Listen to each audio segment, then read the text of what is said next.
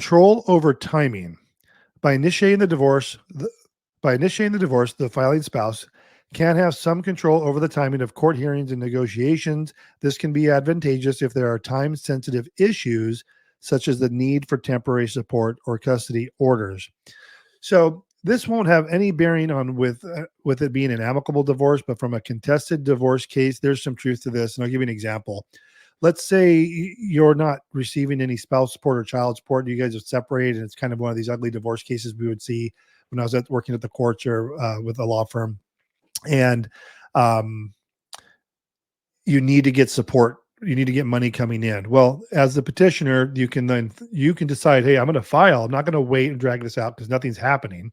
You can file for divorce, and then you can request a hearing on spouse support, file a motion, it's called a request for order, and get a hearing in about 45 days and basically say, I need, spouse support, child support, custody orders, etc. So you do have that advantage of being able to do that. Now, you can't file to get a hearing without having filed for divorce. I guess you could, but it wouldn't make sense to do that.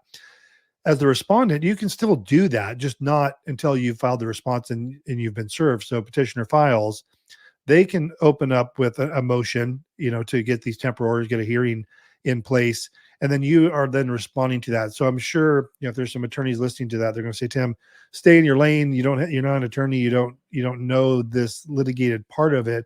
They'd probably say there is a benefit to being the filing party, especially when it comes to filing a motion, because you get to write your initial declaration and say, here's what I want and why. And that gets filed, the issue of court date, you serve your spouse, they read it, they get to respond to what you wrote, and they're going to read through what you said and why you want what you want, and then they're going to respond to what you wrote, and then you get one last reply.